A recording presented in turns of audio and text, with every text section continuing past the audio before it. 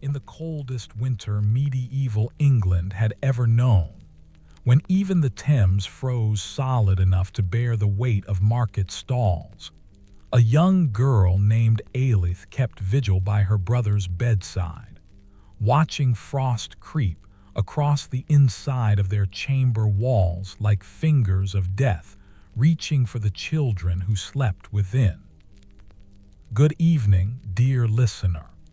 Tonight, I invite you to settle deeply into your warm blankets, to feel the comfort of your shelter, as I tell you a story from nearly 800 years ago, a story of survival, of family, and of the strength that humans find when winter shows no mercy. Aelith was 13 years old in the autumn of 1233, when the first signs appeared that the coming winter would be different from all the others she had known. She lived in the village of Thornbury, nestled in the rolling hills of Gloucestershire, where her father worked as a freeman farmer on lands belonging to the Earl of Gloucester. She was the eldest of 5 children, and on her thin shoulders rested responsibilities that would have crushed many grown women. Her face was narrow and pale, framed by hair the color of dark honey that she kept braided tightly against her head in the manner of unmarried girls. Her hands were already rough and capable, marked by the small scars of daily labor, a burn from the hearth fire, a cut from the knife she used to gut fish, calluses from spinning wool on long winter evenings. Her eyes were her most remarkable feature, gray as river stones, and holding within them a watchfulness that made her seem older than her years. Aelith's days began before dawn and ended long after the sun set.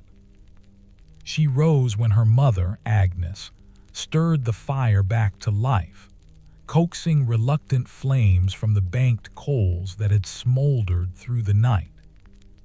Together they would make pottage from whatever they had, usually dried peas or beans, sometimes with a precious bit of salted pork if her father's harvest tithe had left them enough.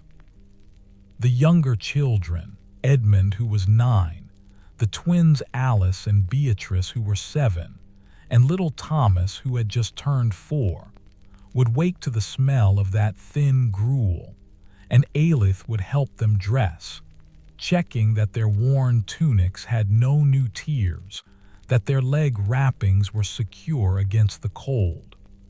Her father, Walter, was a quiet man whose back had begun to curve from decades of labor. He had kind eyes and rough, gentle hands, and he had taught Aelith to read the signs of coming weather in the way birds flew, in the thickness of the sheep's wool, in the behavior of the cattle. That autumn, everything he saw troubled him. The swallows had left early, far earlier than normal. The hazelnuts fell from the trees with shells so thick that Walter could barely crack them between stones. The sheep grew coats of wool so dense that shearing them in the spring would be like cutting through felt.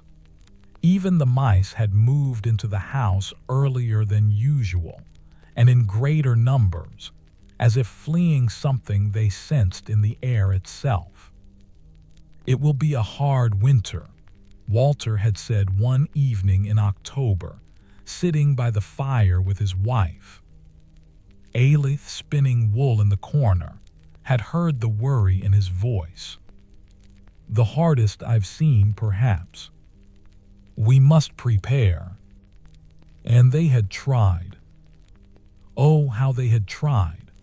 Walter worked every daylight hour to bring in extra firewood, cutting and stacking it against the north wall of their small house until the pile reached higher than his head.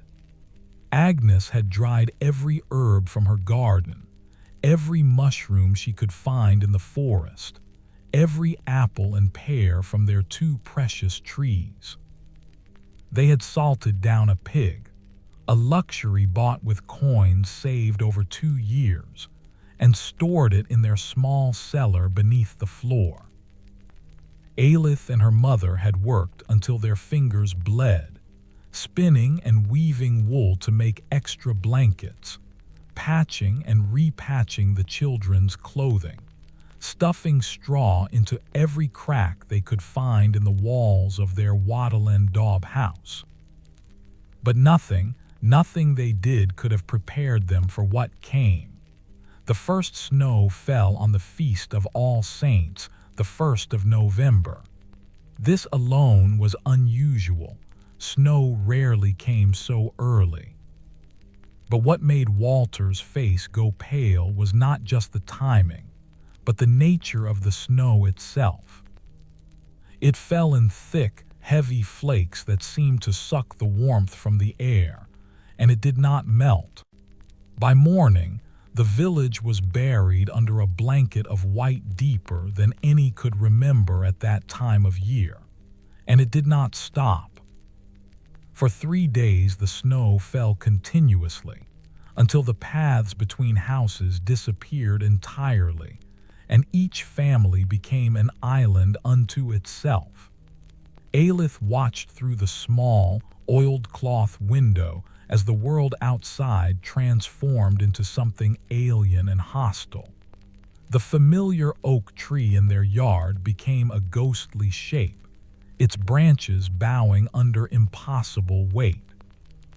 The sheep pen vanished beneath drifts, and her father had to dig a tunnel to reach the animals, who huddled together, their breath creating clouds of frost in the air. When the snow finally stopped, a killing frost set in. The cold that followed was like nothing Aelith had ever experienced. It was not the ordinary cold of winter, the kind that made you pull your cloak tighter and hurry inside. This was a cold that seemed to have malice in it, that crept through every barrier they had built, that turned breath to ice crystals in the air, that made even the strongest men move slowly, cautiously, as if the very act of being outside could kill them, which of course it could. Old Thomas the shepherd, not related to Aelith's little brother, but named for the same saint, was found frozen to death in his cottage 3 days after the first snow stopped. His fire had gone out in the night, and he had not had the strength to relight it. They found him in the morning, sitting in his chair, his hands still reaching toward the cold hearth. His daughter, who came to bring him bread, said his skin had been white as the snow outside, his eyes open and frosted over like the windows. It was the first death, but it would not be the last. The cold grew worse. By mid-November, the village well had frozen solid.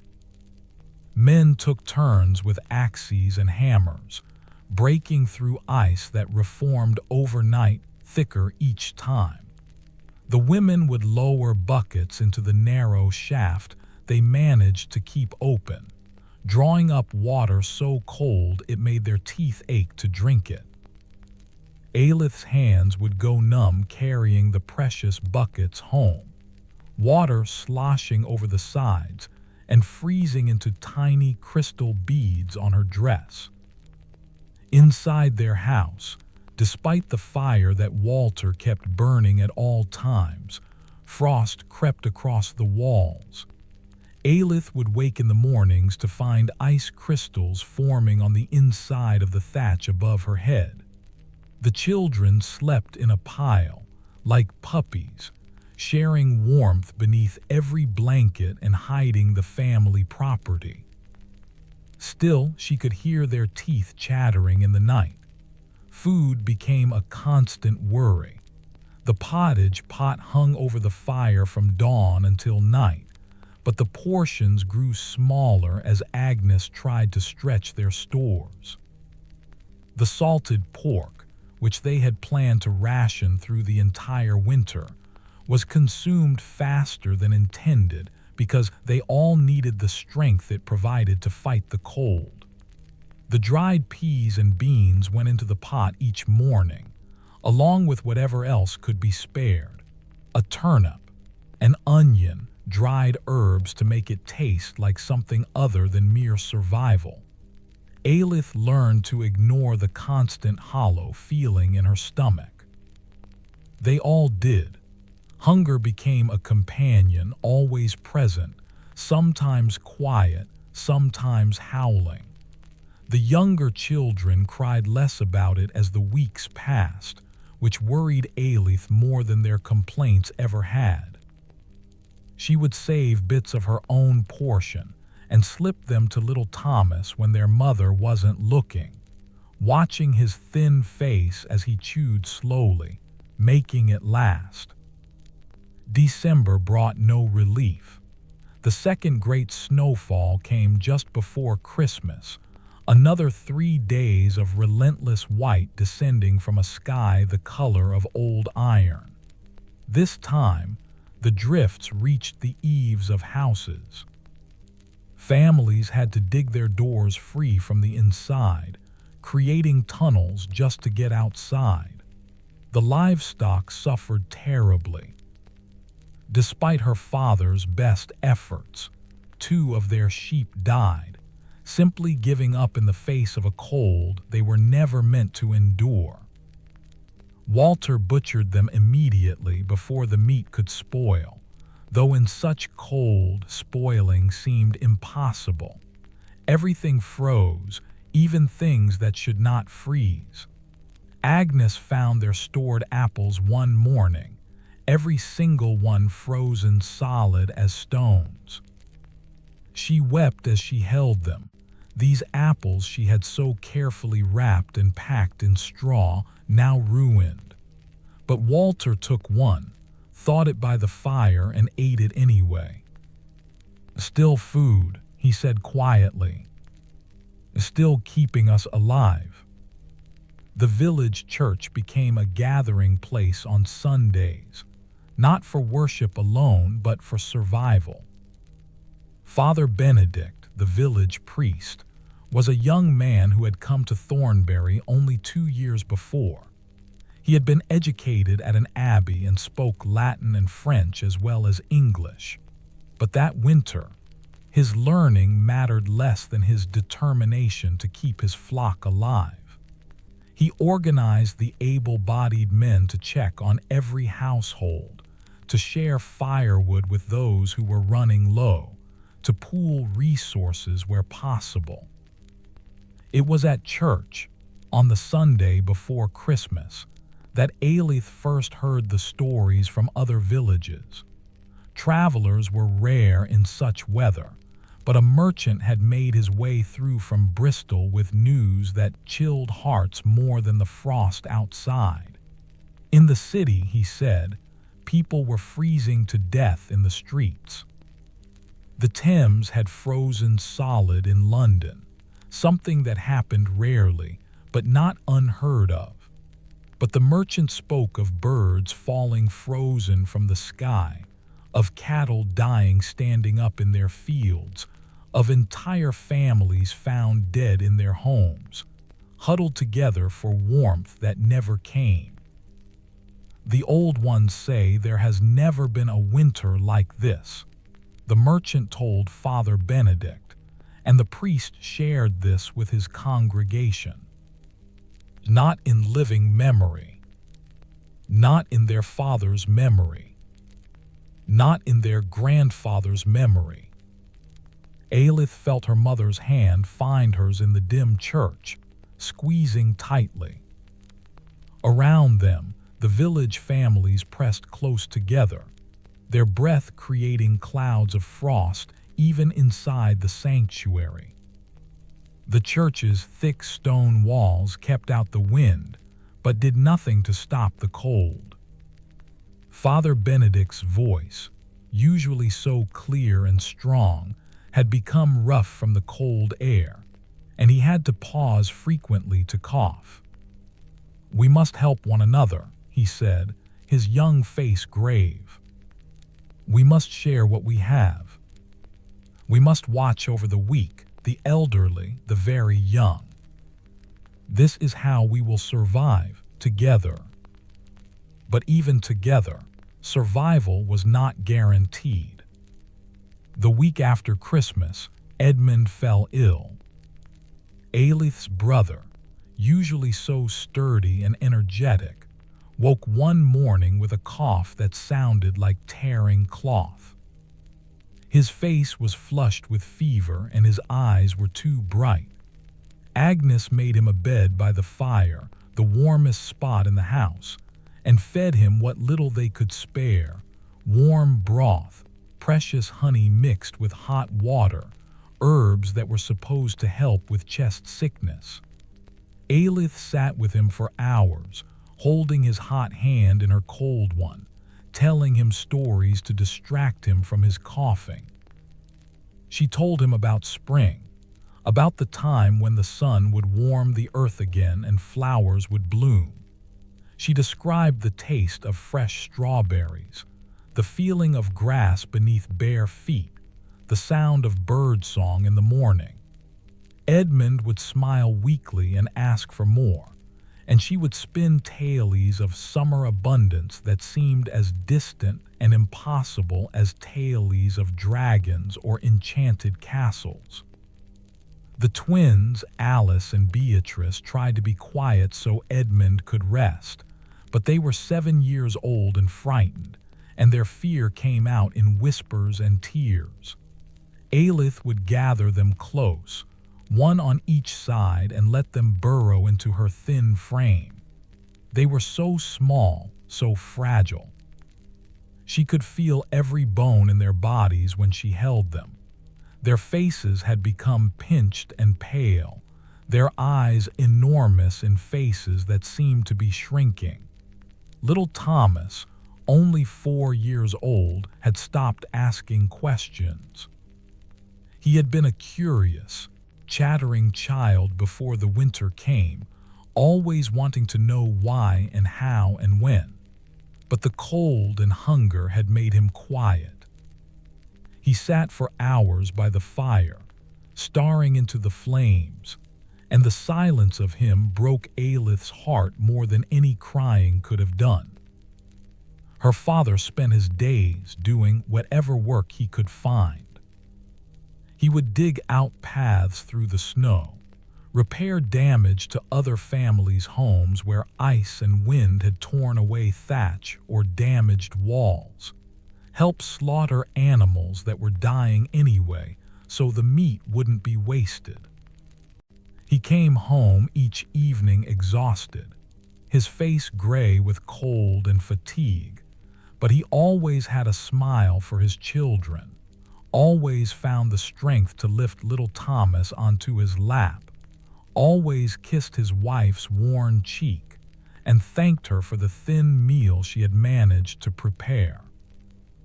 Agnes worked herself to exhaustion trying to keep them all alive. She rationed their food with a precision born of desperation, measuring out portions with careful hands, making sure the children ate before she and Walter took what was left. She kept the fire going, burning wood, and then, when the wood ran low, burning anything else that would burn: old baskets, broken tools, a stool that had a cracked leg. She washed their clothes in water so cold it made her gasp, hanging them by the fire to dry because outside they would freeze solid in minutes. She prayed constantly, her lips moving in silent appeals to the Virgin Mary, to Saint Agnes for whom she was named, to any saint who might take pity on a mother trying to keep her children alive. January came, and with it came a cold that defied description. If December had been harsh, January was murderous. The temperature dropped so low that even the fire seemed to struggle against it. The frost on the inside walls grew thicker, creating patterns like ferns and forests. Aelith would wake to find her hair frozen to the straw mattress where her breath had moistened it. The water they kept in a bucket by the fire would have ice forming on its surface by morning despite the flames nearby. Edmund's cough grew worse. The sound of it filled their small house day and night, a wet, rattling sound that made Agnes flinch every time she heard it. Father Benedict came to see him, bringing a precious dose of medicine from the monastery at Gloucester, a syrup made with honey and herbs that cost more than Walter could earn in a month. The priest asked for no payment, only prayers. The medicine helped, but not enough. Edmund grew thinner, his fever came and went, and the cough never truly left him. Aelith would sit with him in the deepest part of the night, when even their parents had collapsed into exhausted sleep, and she would hold his hand and whisper promises she had no power to keep. "Spring will come," she told him. "You'll get better when it's warm again. We'll go fishing in the stream like we did last summer. Remember the trout you caught. Remember how proud Father was." Edmund would nod, unable to speak because of the coughing, and in his eyes she saw that he was trying to believe her. The village began to empty of its oldest and youngest. Old Margaret the weaver died in her sleep, her daughter finding her cold and peaceful in her bed, still clutching her rosary. The baker's infant son, born in October, did not survive past Epiphany. One of the twins from the Smith's family, Aelith could never remember which was Hal and which was Harry, died of a fever that seemed to come from nowhere, raging through his small body in less than a day. Father Benedict performed funeral after funeral, but the ground was frozen too hard to dig graves. The dead were wrapped in shrouds and placed in the church, where at least they were out of the snow, waiting for a thaw that seemed like it might never come. The priest looked older each week, his face drawn, dark circles under his eyes. He must have been all of 25 years old, but grief and responsibility were aging him before the village's eyes. By the middle of January, their food stores were dangerously low. The salted pork was gone. The dried peas and beans were nearly finished. The frozen apples had been eaten. Agnes began to use every scrap, boiling bones multiple times to extract what little nourishment remained, making bread from a mixture of their last flour and ground acorns that made the bread bitter and hard, but at least filled bellies, teaching Aelith how to make a meal from things she would never have considered food before. Walter stopped eating his full portion. "Not hungry," he would say, pushing his bowl toward the children. Agnes would protest, but he was immovable. "The young ones need it more," he said, and there was a finality in his voice that ended all arguments. Aelith watched her father grow gaunt, his clothes hanging loose on a frame that had always been solid with muscle. The cold continued, relentless and implacable. Aelith began to wonder if the world had always been this way, if her memories of warmth and plenty were just dreams, if winter was the only reality that had ever existed or would ever exist again. She could barely remember the feeling of being truly warm, of being truly full, of not having to think about survival every single moment. But through it all, there were moments of something other than mere endurance. There were moments of beauty, even in the horror. One night when the sky was clear and the moon was full, Aelith stepped outside briefly, just for a moment, and saw the world transformed into something magical. The snow sparkled in the moonlight like a field of diamonds. The sky was ablaze with stars, more stars than she had ever seen, so many they seemed to crowd against each other, glittering with cold fire. The air was so still and clear that she felt she could see forever, across the white fields to the dark line of the forest, and beyond that to the hills rising against the starlit sky. It was beautiful, terribly, impossibly beautiful. And for just a moment, she understood that the cold that was killing them was not evil, not malicious. It simply was. Nature, in all its power and indifference, creates beauty and death with equal disregard. She went back inside before the cold could steal too much of her warmth, and she held that moment in her heart like a coal from the fire, something to sustain her when everything else seemed dark. There were moments of human warmth too.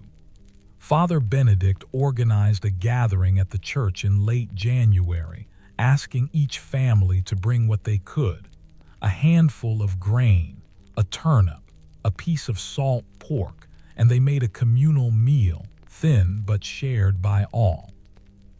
The villagers crowded into the church, sitting close together for warmth, and they sang together. Their voices, rough from cold and hunger, rose in hymns that had been sung for hundreds of years. And in that moment, Aelith felt part of something larger than her own suffering, part of a chain of human beings reaching back through time, all of whom had suffered and endured and somehow, impossibly, survived. Edmund was too sick to attend, so Aelith stayed home with him while her parents took the younger children. She sat by his bed, holding his hand, and sang the hymns softly so he could hear them. His eyes were closed, but she felt his fingers squeeze hers weakly, and she knew he heard, knew he was grateful not to be alone. "Tell me about spring again," he whispered when she finished singing. So she did. She told him about lambs being born, about green grass pushing up through brown earth, about the way trees seemed to explode into leaves almost overnight, about the return of the swallows and the song of the lark at dawn. She described the taste of the first fresh eggs of the season, the pleasure of taking off heavy winter clothes, and the delight of feeling warm rain on bare skin. She painted him a picture of life and growth and warmth, while outside the window, snow continued to fall in the darkness, silent and endless. "Will I see it?" Edmund asked, and his voice was so small, so young despite his 9 years. "Yes," Aelith told him fiercely, gripping his hand tighter. "Yes, you will. You'll see all of it. I promise." It was a promise she had no right to make, a promise she had no power to keep. But it was a promise born of love, and she meant it with every fiber of her being. Edmund smiled, a tiny quirk of his chapped lips, and settled deeper into his blankets. That night, as she lay in the darkness listening to her brother's labored breathing, Aelith made a decision. She would not let him die. She would not let any of them die. Somehow, someway, she would find a way to keep her family alive until spring came. She did not know how. She was 13 years old with no power and no resources except her own determination. But she swore it to herself, a silent vow in the frozen dark. And so the winter continued, day after brutal day, and Aelith kept her vigil, watching over her family with the fierce devotion of the young, believing against all evidence that love could be stronger than cold, that will could triumph over winter, that spring would come again. The answer to how she would save them came from an unexpected place. It was the last week of January when Mistress Alice, the manor's head housekeeper, came to their door. She was a formidable woman in her middle years, tall and sturdy, who managed the Earl of Gloucester's household with an efficiency that bordered on severity. Aelith had always been slightly afraid of her sharp eyes that seemed to miss nothing, of her brisk manner that tolerated no foolishness. But the woman who stood in their doorway that gray morning looked different. Her face was drawn with worry, and there was something almost pleading in her eyes as she spoke to Agnes. "The manor needs help," she said without preamble. "Half the household staff is taken ill or died. The laundress froze to death in her cottage last week, and the kitchen girl went back to her family in the next village. We need someone who can work hard, who's reliable." Her gaze moved past Agnes to where Aelith stood, and something in her expression softened. "Your girl. She's strong, isn't she? Old enough to work." Aelith saw her mother's face transform, hope and fear warring across her features. Work at the manor meant food. It meant warmth. It might mean the difference between life and death for all of them. "She is," Agnes said, her voice steady despite the trembling of her hands. "She's a good worker, quick to learn. She can do anything you need." Mistress Alice nodded, her eyes still on Aelith. "It would be live-in work. She'd sleep in the manor, in the servants' quarters. Warmer than here, I won't lie. Better food, too. And she'd earn wages, 4 pennies a week, plus whatever she can eat while she works." She paused, then added more gently, "And I have permission from the steward to let her bring home scraps. Bread that's gone stale. Bones for soup. Vegetables from the bottom of the barrel. Things we might otherwise throw to the pigs. 4 pennies a week. Scraps to bring home, warmth, food." It seemed like an impossible bounty, like something from one of the stories of saints performing miracles. But it meant leaving her family, leaving Edmund, who needed her, leaving the younger children who looked to her for comfort, leaving her mother, who was worn so thin with work and worry. "Can she start today?"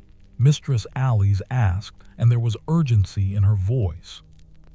"We desperately need the help." Agnes looked at Aelith, and in her mother's eyes, Aelith saw the question, saw that despite their need, she would not force this choice upon her daughter. Aelith looked around their small house, at Edmund feverish and coughing on his pallet by the fire, at the twins huddled together for warmth, at little Thomas's hollow eyes, at her father's gaunt frame, at her mother's work-roughened hands that trembled with exhaustion. "Yes," Aelith said, her voice stronger than she felt. "I can start today." And so her life changed in an instant. Within the hour, she had wrapped her few possessions in a bundle, an extra shift, her mother's comb, the small wooden cross her father had carved for her when she was baptized, and was walking through the snow toward the manor house. Her mother had embraced her fiercely at the door, whispering prayers and instructions in her ear. Her father had kissed her forehead, his beard rough against her skin. The younger children had clung to her, not understanding why she was leaving, and she had promised them she would visit, would bring them treats, and would come back. Edmund had been too weak to rise from his bed, but he had caught her hand as she bent to kiss his cheek.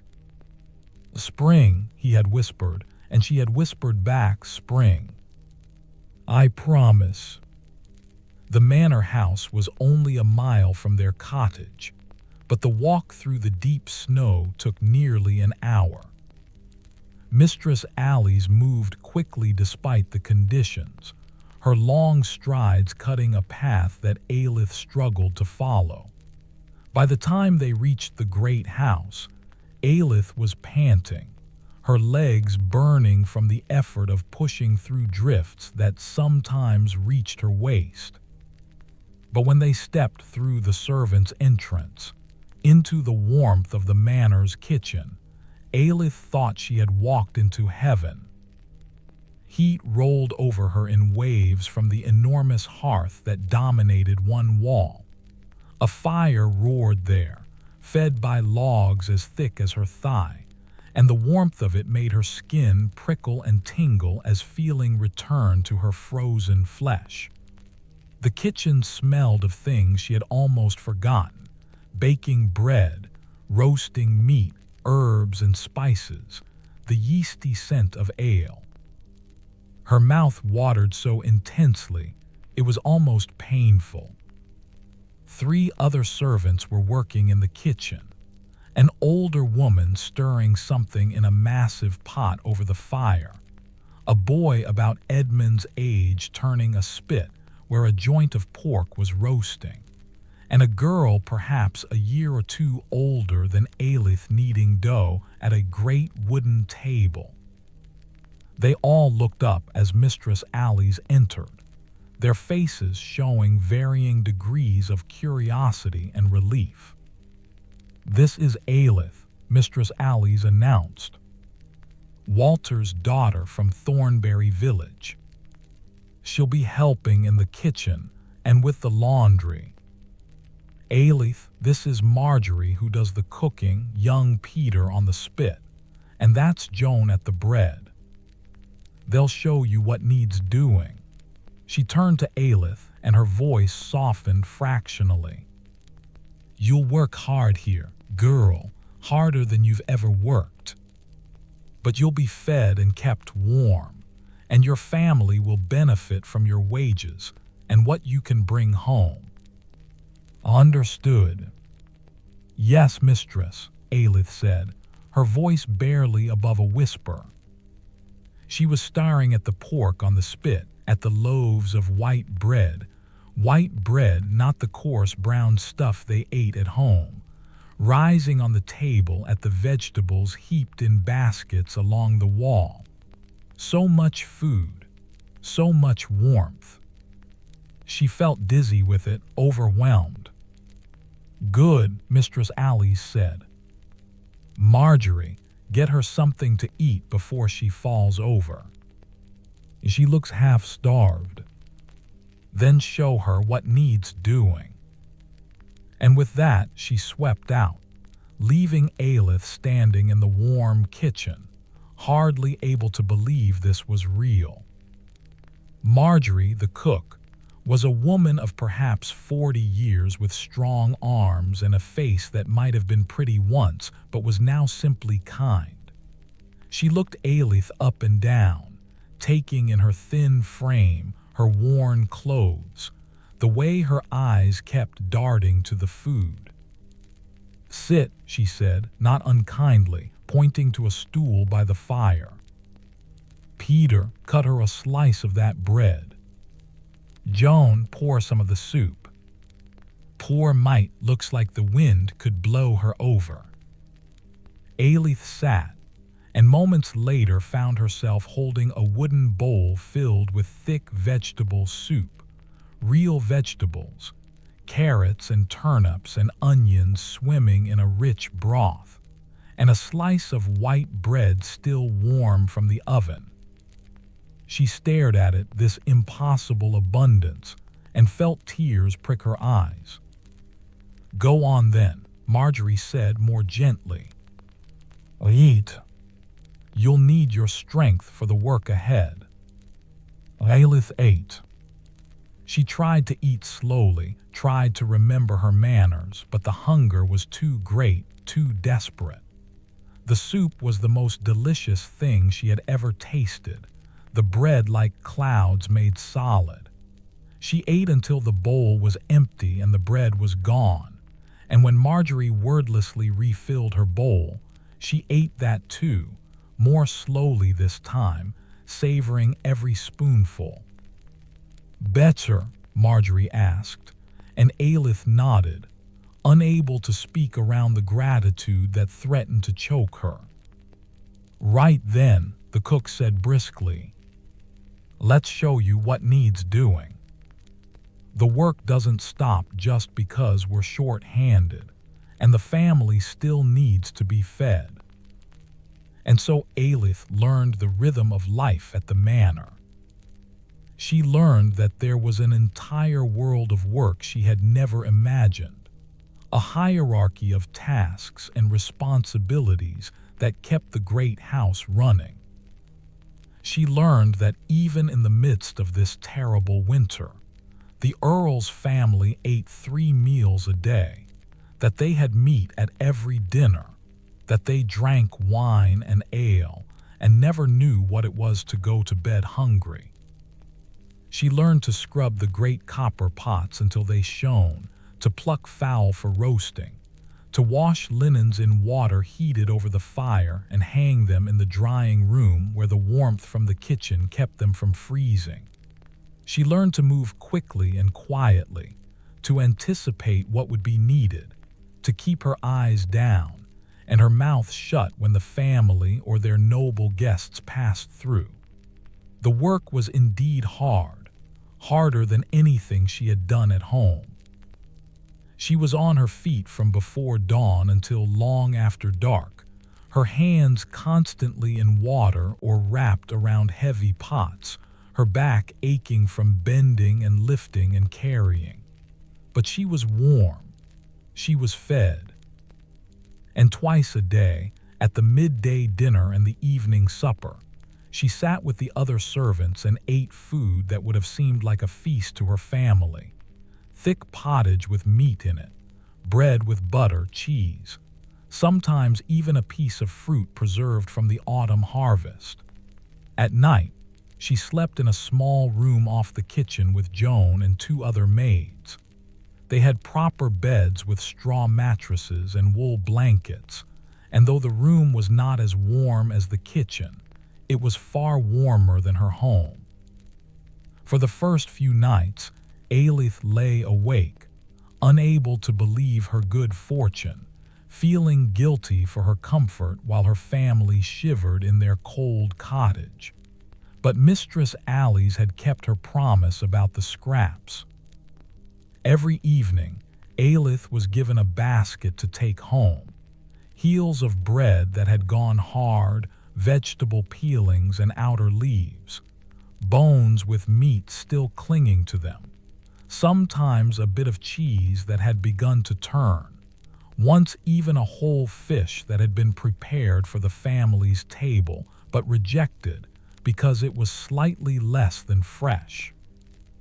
Aelith was allowed to visit her family twice a week, on Wednesday afternoons and Sunday after church, and she would carry these treasures home through the snow, her heart singing with the knowledge that she was bringing them food, bringing them hope.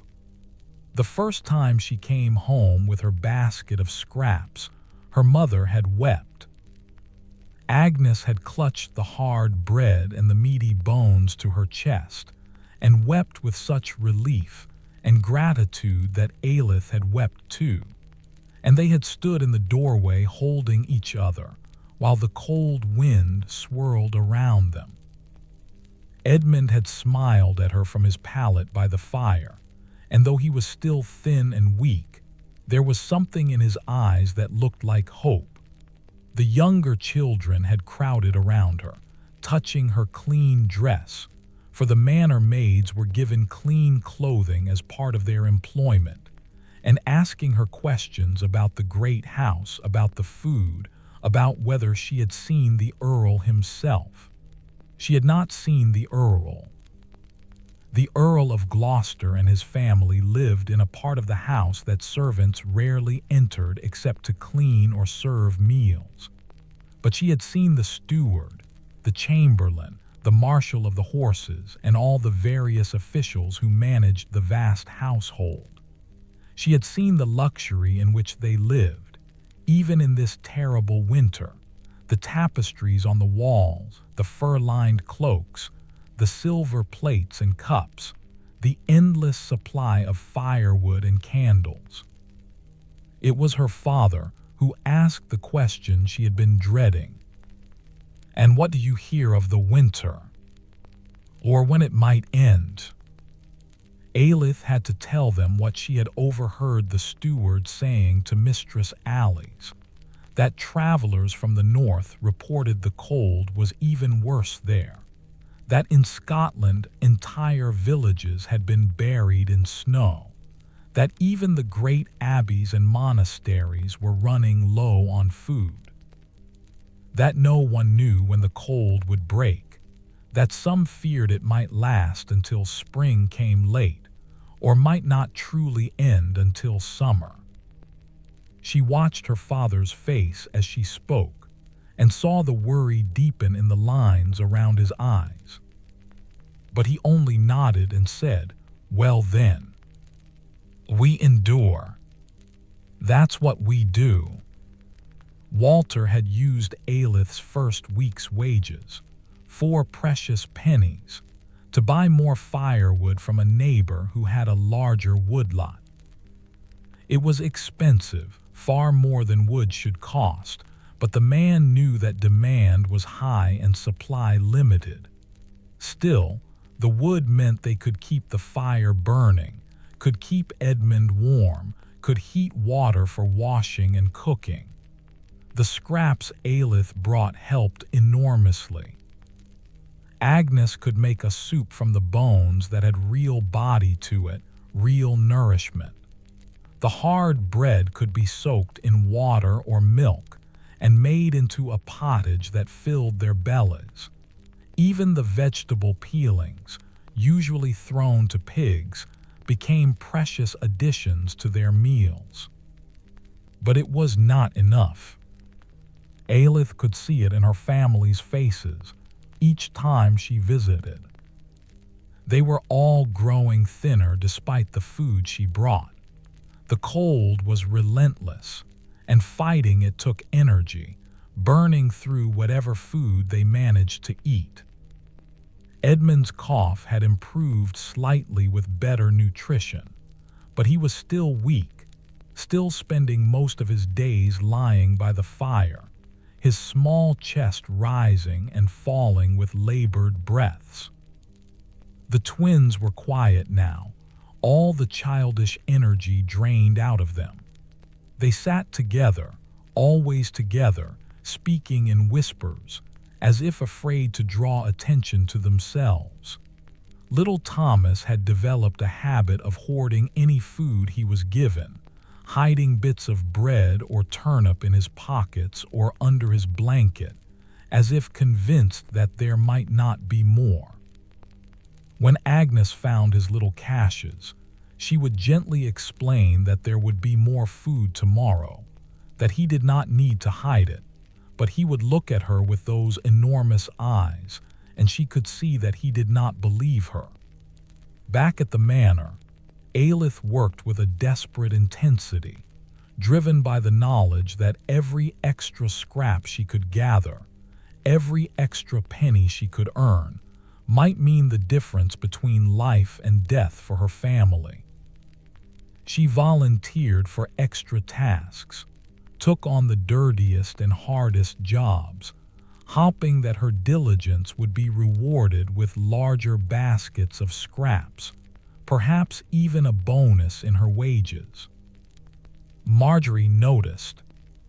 The cook would watch Aelith working, scrubbing pots long after the other servants had retired to their beds, volunteering to help with tasks that were not her responsibility, and something in the older woman's face would soften. "You've got family depending on you. Marjorie said one night, when it was just the two of them in the kitchen, banking the fire for the night. It was not a question. Yes, mistress, Aelith said. My mother and father. 4 younger brothers and sisters. My brother Edmund, he's very sick. Marjorie nodded slowly. She went to the pantry and came back with a small cloth bag. Barley, she said, pressing it into Aelith's hands. And some dried apples. The steward won't miss it. We have enough stores here. You take it home to your family. Make sure that brother of yours gets the barley boiled soft with honey if you can get any. Good for chest ailments. Aelith stared at the bag at this unexpected kindness and felt tears spill down her cheeks. Thank you, she whispered. Thank you so much. We take care of our own, Marjorie said gruffly, turning away. Now off to bed with you. Morning comes early. Such small kindnesses kept hope alive. Joan, the bread girl, would sometimes slip an extra slice into Aelith's basket. Peter, the spit boy, would make sure the bones Aelith took had a little more meat on them than strictly necessary. Even Mistress Alice, so stern and formidable, would occasionally appear with some item that needed to be disposed of. A jar of preserves that had been open too long, a cheese that was too old for the family though it looked perfectly good to Aelith, once even a woolen blanket that had been damaged, though Aelith could find no hole or tear in it.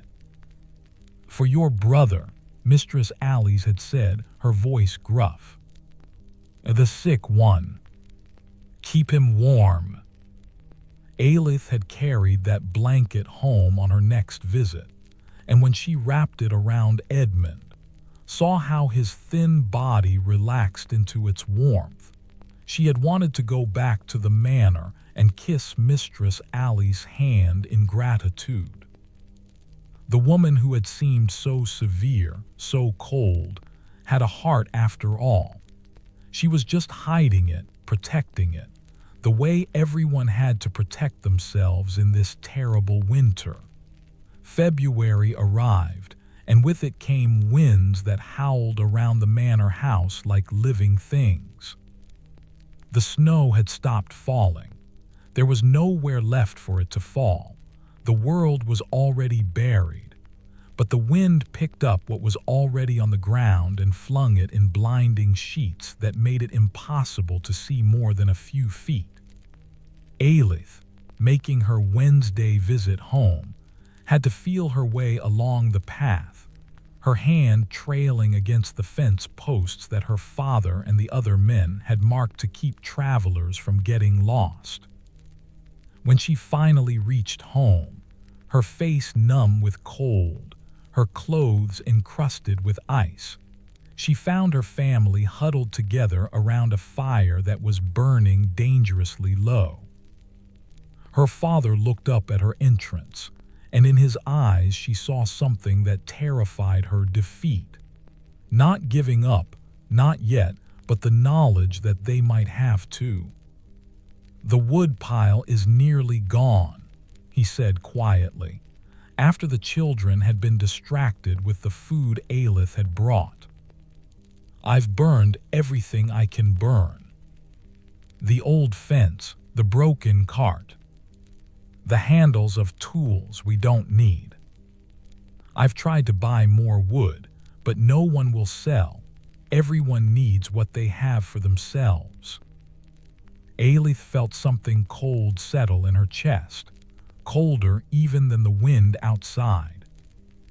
Without wood, without fire, they would freeze. It was that simple. How long? She asked. A week, Walter said. Maybe 2 if I'm very careful. If I let the fire go low at night, and rebuild it in the morning. But Aelith, he paused, his voice breaking. I don't think Edmund can survive the fire going low. Not even for a few hours. He needs warmth. They sat in silence, facing this impossible problem. There had to be a solution. There had to be. But Aelith's mind, usually so quick to find answers, was blank with fear. It was Agnes who spoke, her voice steady despite the tears on her face. The church, she said. Father Benedict will help. He must have wood. The church is warm on Sundays. They must have stores. And so Walter went, that very afternoon, fighting his way through the wind-driven snow to reach the village church. He came back after dark, his face grim, with news both good and bad. Father Benedict had wood, but barely enough for the church itself. The monastery at Gloucester had sent supplies, but the roads were so bad that the wagons could barely get through, and what they brought had to be shared among all the villages in the parish. But the priest had organized the men to do something radical. They were going to the forest, despite the danger, to cut green wood. It would smoke terribly, would not burn as hot as seasoned wood, but it would burn. They would go in groups for safety, cut what they could, and share it among the families most in need. He put us on the list, Walter said, and there was something like hope in his voice for the first time in weeks. Because of Edmund. Because we have young children. We'll get some of the wood. The men of the village went to the forest 3 days later, a group of 15 bundled in every scrap of clothing they owned, carrying axes and saws and ropes. They were led by the manor's forester, a man who knew the woods intimately, who could find his way even in snow that obscured all the familiar landmarks. Aelith heard about it from Peter, the Spit boy, whose father had gone with the group. They stayed out all day, Peter told her, his young face worried. From dawn until nearly dark. They brought back 2 sledges full of wood, dragged it through the snow by hand because no horse could make the journey. My dad came home so tired he could barely stand, but he said they got enough to keep everyone going for at least another month. That weekend, when Aelith made her Sunday visit, she found her family transformed. The woodpile had been replenished, not generously but enough. The fire was burning high and hot. Edmund was propped up on his pallet, still thin and weak but smiling, the color in his cheeks less frighteningly flushed than it had been. Her mother was humming as she stirred the pot, and the younger children were playing quietly with a set of carved animals that Walter had made for them from scraps of wood. The men are going again next week, Walter told her. Father Benedict has organized a rotation. Different men each time, so no one gets too exhausted. We're going to make it, Aelith. We're going to survive this winter. Aelith wanted to believe him. She held that hope close to her heart as she walked back to the manor through the Sunday evening darkness, the stars cold and brilliant overhead. They were going to survive. They had to. But the winter was not done with them yet. The sickness came to the manor in the 3rd week of February. It started with one of Chamberlain's assistants, a young man who woke one morning with a fever and a cough that sounded horribly familiar to Aelith's ears. By evening, 2 more servants were sick. By the end of the week, nearly half the household staff was laid low. The manor's physician, a learned man who had studied at Oxford, moved through the sick rooms with a worried expression. "It's the cold," he said to Mistress Alice and Aelith, bringing fresh linens overheard. "It weakens the body's humors, makes people susceptible to disease. And they're all undernourished. Even here, with all our resources, the cold means we need more food than we have. Weak bodies cannot fight sickness." Aelith watched people she had come to care about sick, and sometimes die. Peter, the spit boy who had shared his extra food with her, died in his sleep one night, his mother finding him cold and still in the morning. Joan, the bread girl who had become something like a friend, fell ill but recovered, though she was weak and shaky for weeks afterward. Marjorie, strong Marjorie who had shown Aelith such kindness, took sick and was laid up for nearly a month, leaving Aelith to help the assistant cook manage the kitchen. The work became almost impossible. With so many sick people, the remaining servants had to do the work of 2 or 3 people. Aelith would work from before dawn until late at night, falling into her bed so exhausted she barely had the energy to remove her shoes. But she did not complain. She could not complain. Because she was healthy, she was strong enough to work, and the wages and the scraps kept coming, kept going home to her family. She did not let herself think about what would happen if she got sick, if she could not work, if the wages and the scraps stopped. On her Wednesday visit in early March, Aelith found Edmund out of bed for the first time in months. He was weak, needing to lean on their father's arm, but he was standing. His eyes were clear, his cough reduced to an occasional irritation rather than the constant torture it had been. He smiled at her, a real smile, and said, "I told you spring would come." And he was right. Spring was coming. It was still cold, still snowing occasionally, but there was something different in the air. The sun, when it appeared, had a different quality to its light. The days were growing longer, minutely but measurably. The birds, those that had survived, were beginning to sing again in the mornings. "Just a few more weeks," Agnes said, holding Aelith close before she left to return to the manor. "We've made it this far. Just a few more weeks, and the worst will be over." But even as hope grew, the winter claimed one more victim. It was little Thomas who sickened next. Aelith's baby brother, who had been so quiet and solemn throughout the winter, woke one morning with a fever.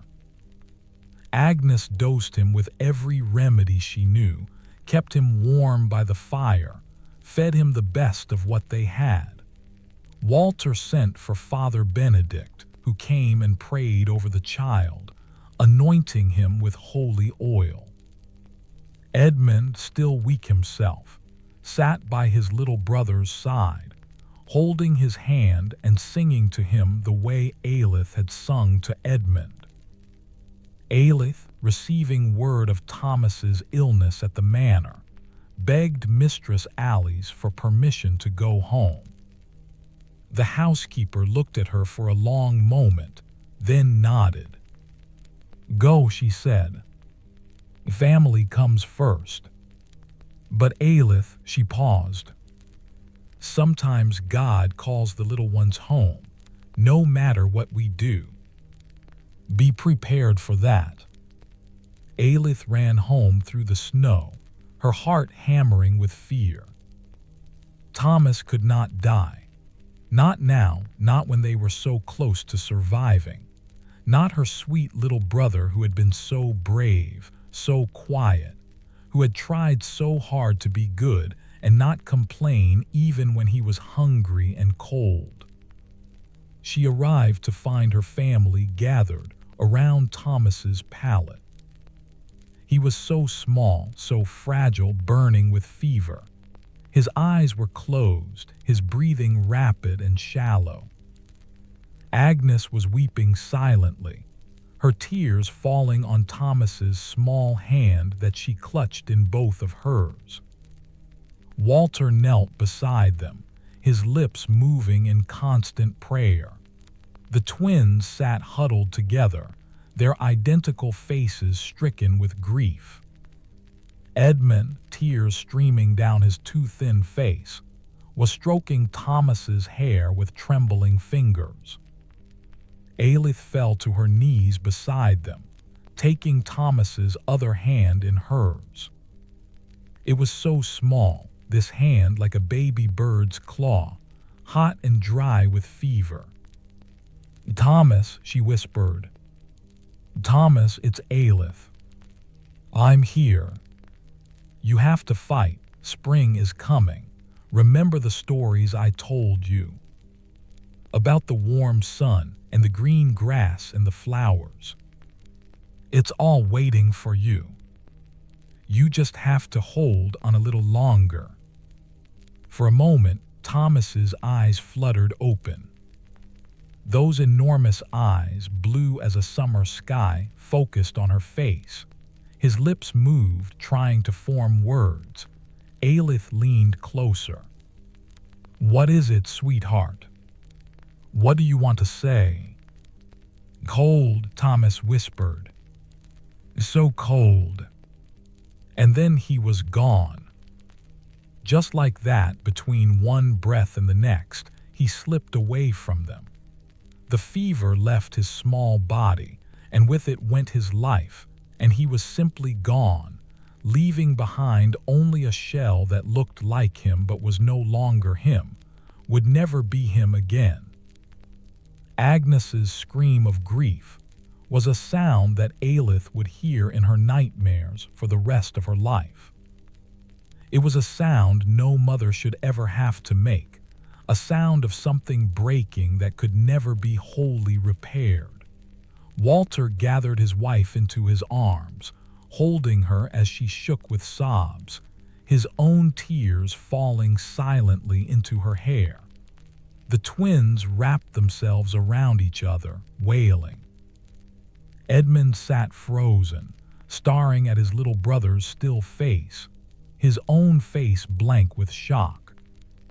And Alith, who had promised to keep them all safe, who had sworn they would survive, could only kneel there holding Thomas's cooling hand and feel something inside herself crack and break. They buried him 2 days later in a grave that Walter and 3 other village men spent an entire day digging through the still frozen ground. Father Benedict performed the funeral rites, his young voice gentle and sure as he commended Thomas's soul to God. The entire village came, those who were still alive and well enough to walk, standing in the cold gray morning as the smallest coffin any of them had ever seen was lowered into the earth. "He is with God now," Father Benedict said, and his eyes met Agnes's, willing her to believe it, to find comfort in it. "He is warm and safe and at peace. The winter cannot touch him anymore. The cold cannot reach him. He is in paradise, where there is no suffering, no hunger, no fear." Alith wanted to believe it. She needed to believe it. But all she could think was that Thomas was 4 years old, and he deserved to see spring, deserved to play in the warm sunshine, deserved to grow up and have a life. The fact that he might be in heaven did not make his death any less of a theft, any less of an injustice. After the funeral, she returned to the manor in a daze. She moved through her tasks mechanically, doing what needed to be done but feeling nothing, as if she had left some essential part of herself in that frozen grave with her baby brother. Marjorie, recovered from her illness and back in the kitchen, took one look at Aelith's face and gathered her into a fierce embrace. "I heard," the cook said quietly. "I'm so sorry, child. So very sorry." And finally, in the safety of Marjorie's arms, Aelith wept. She wept for Thomas, for his short life and unfair death. She wept for her parents, for the burden of their grief.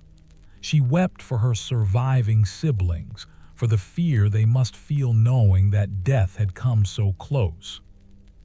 She wept for all the children who had died that winter, for all the parents who had lost them, for all the small graves that would dot the churchyards when spring finally came. "The winter is almost over," Marjorie murmured, rocking her gently. "Just a little longer. You've been so strong. Just hold on a little longer." And Aelith did hold on, though there were days when she did not know how. March crept forward, each day a little longer than the last, each night fractionally less bitter. The household at the manor slowly recovered from the sickness that had swept through it. New servants were hired to replace those who had died or grown too weak to work. The rhythm of life, disrupted by illness and death, gradually reasserted itself. But everything felt different to Aelith now. The loss of Thomas had changed something fundamental in how she saw the world. She had believed with the fierce certainty of youth that determination and love could overcome anything. She had believed that if she just worked hard enough, sacrificed enough, was good enough, she could keep her family safe. Thomas's death had shattered that belief, leaving her with a harder, more painful understanding that sometimes, no matter what you did, no matter how much you loved, it was not enough. Sometimes people die anyway. She carried this knowledge with her like a stone in her chest as she went about her work. She was quieter now, less quick to smile. The other servants noticed but said nothing, understanding that grief had its own timeline, could not be rushed. Marjorie would sometimes press an extra bit of food into her hands, or touch her shoulder gently as she passed, small gestures of comfort that Aelith accepted with gratitude even though nothing could truly comfort her. Her visits home were painful now in a way they had not been before. The cottage felt empty without Thomas, his absence a presence that filled every corner. Her mother had aged years in the weeks since his death, her face drawn and gray, her hands never quite steady. Walter worked from dawn until dark, as if physical exhaustion was the only thing that could keep his grief at bay. The twins were subdued, their usual whispered conversations replaced by long silences. Only Edmund seemed to be improving, gaining strength day by day, his cough finally gone, his cheeks regaining some color. "He would have wanted you to get well," Agnes told Edmund one Sunday when Aelith was visiting. "Thomas always looked up to you. He would be happy to see you strong again." Edmund nodded, but his eyes were sad. "I should have been the one to die," he said quietly. "I was sicker. It should have been me." "No," Walter said sharply, pulling his son into his arms. "No, don't ever say that. Don't ever think about it. Thomas's death was not a trade for your life. You are both my sons, and I would have given anything to save you both. But God took Thomas home, and we must accept his will even when we do not understand it. Alith was not sure she could accept God's will. She had been raised to be pious, to trust in God's plan, to believe that everything happened for a reason. But what reason could there be for Thomas's death? What divine purpose was served by taking a 4-year-old child who had never harmed anyone, who had been nothing but good and sweet and brave? She could not reconcile it, could not make peace with it, and so she simply held the question in her heart and did not speak it aloud. The first true sign of spring came in the middle of March. Alith woke one morning to a sound she had not heard in months, the drip, drip, drip of water. She lay in her bed, listening, trying to understand what it was. Then she realized the snow was melting.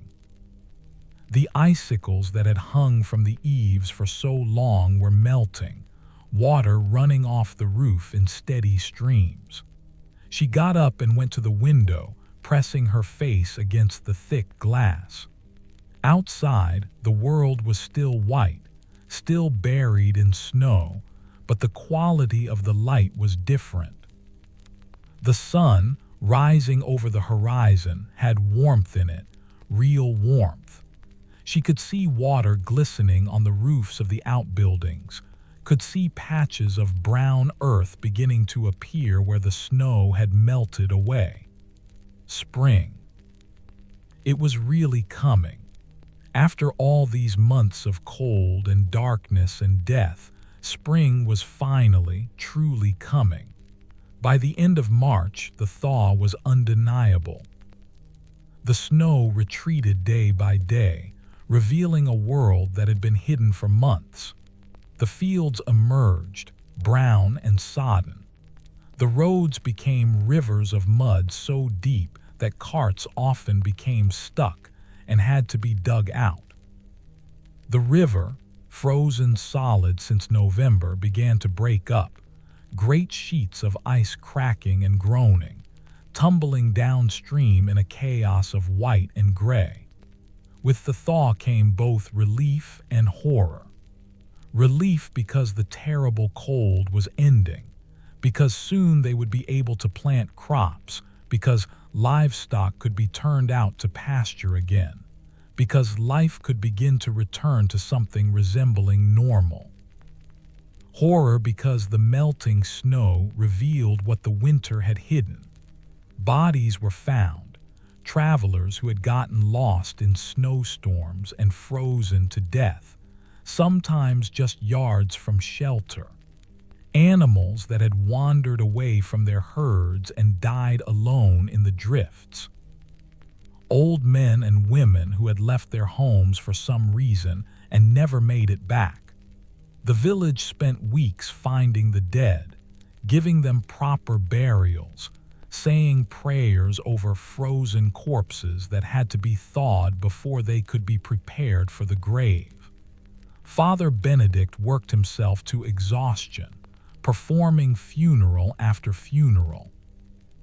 His congregation had been nearly 200 souls before the winter began. By the time the snow melted, it was barely more than 150. 50 people died in one village alone, in one terrible winter. The priest was hollow-eyed and gaunt, his faith tested as it had never been tested before. "Why?" he asked Alith one day when she found him alone in the church, staring at the altar. Why did God allow this?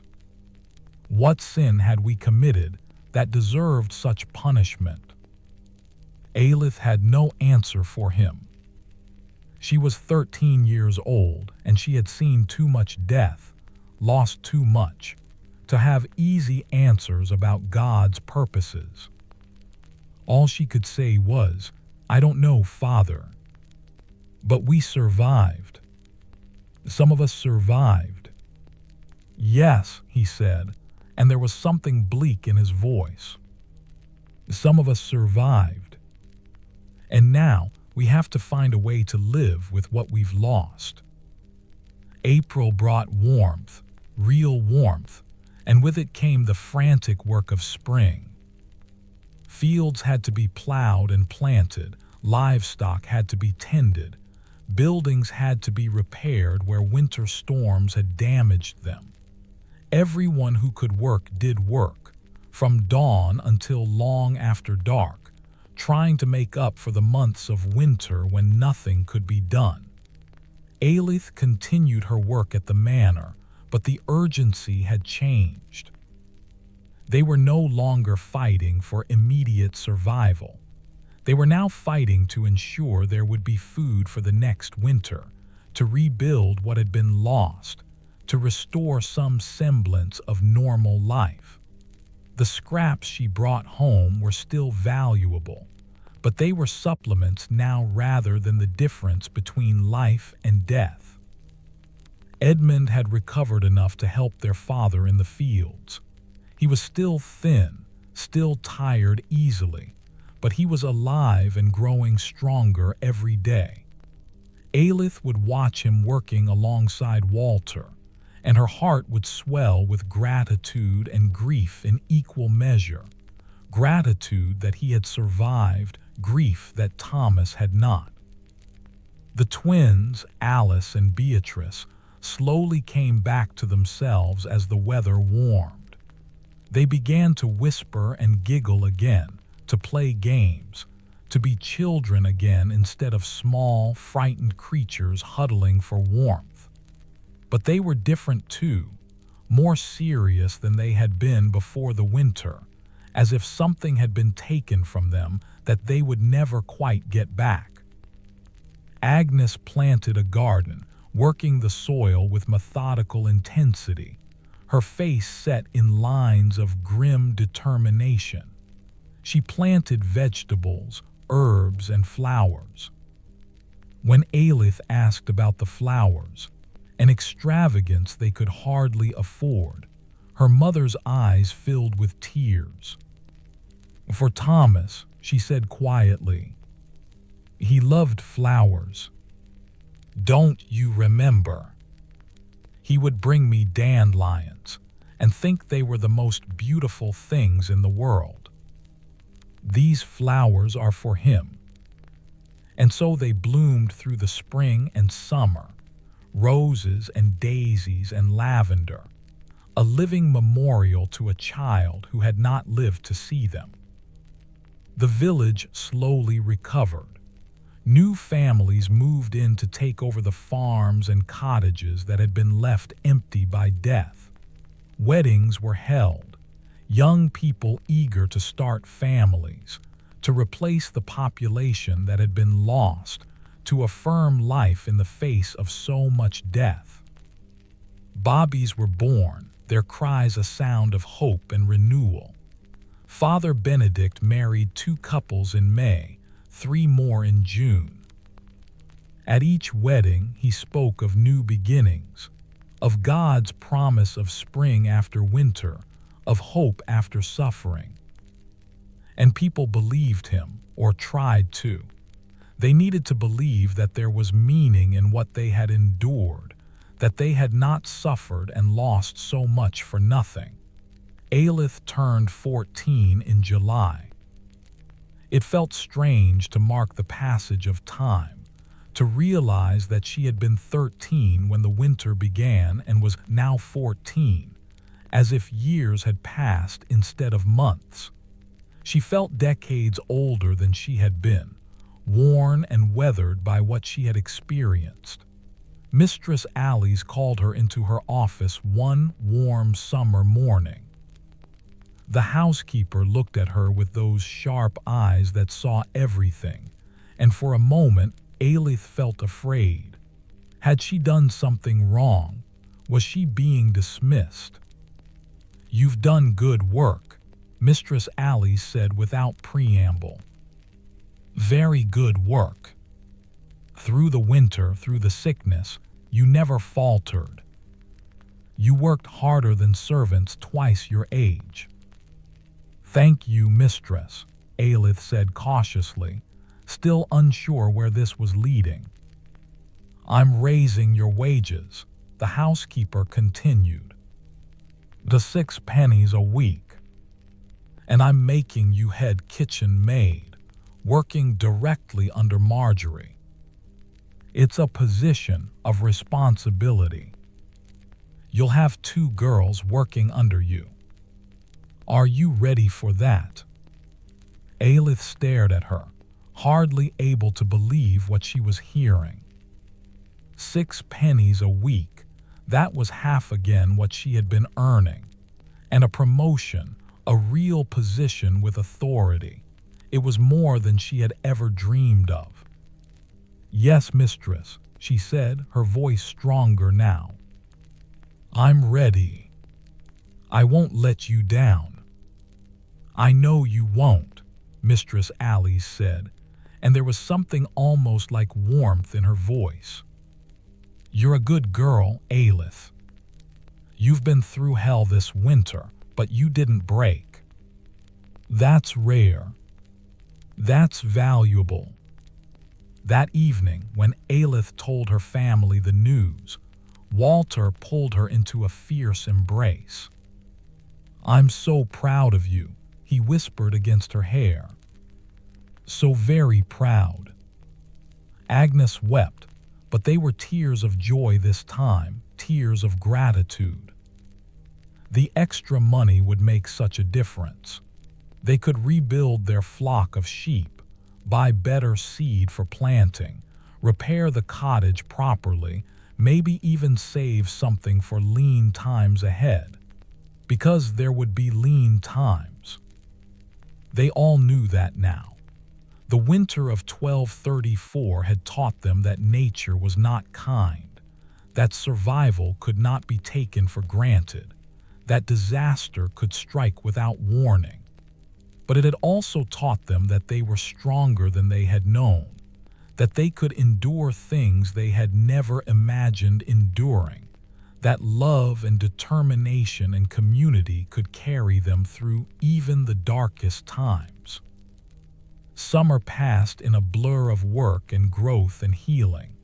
The fields turned green, then gold as the grain ripened. The sheep grew fat on rich grass. The gardens overflowed with vegetables. It was as if the earth itself was trying to make up for the harshness of the winter, offering abundance in apology for the deprivation it had inflicted. In August, on a warm Sunday afternoon, Aelith visited her family and found Edmund and the twins playing in the yard, their laughter ringing out clear and bright. Agnes was working in her garden, humming a tune that Aelith had not heard her sing since before Thomas died. Walter was repairing the fence, his movements sure and steady, his face peaceful. Aelith stood for a moment, watching them, and felt something shift inside her chest. The grief was still there. It would always be there, she understood that now. Thomas's absence would always be a hollow place in their family, a space that could never be filled. But alongside the grief was something else, gratitude, joy even. They had survived. Against all odds, they had survived and they were together and they were alive. That evening, after the sun had set and the family had gathered around the fire, a small fire now, for comfort rather than survival, Walter told them stories of winters past, of his grandfather's tales of hard times and how families had endured them. He spoke of resilience, of the strength that runs in families, of how each generation faces its own challenges and finds ways to overcome them. What happened this winter will be remembered, he said, his voice quiet but firm. Years from now, people will speak of the winter of 1234, of how cold it was, of how many died. But they'll also speak of how the survivors endured, how neighbors helped neighbors, how families held together, how people found strength they didn't know they had. He looked at each of his children in turn, at Edmund, growing taller and stronger every day, at the twins, their identical faces alight with the fire's glow, and at Aelith, his eldest, who had done so much to keep them all alive. You will tell your children about this winter, he said, and your children will tell their children. And through all those generations, our family will carry the knowledge that we can survive anything, that we are strong, that we endure. Aelith felt tears prick her eyes, but they were not tears of sorrow.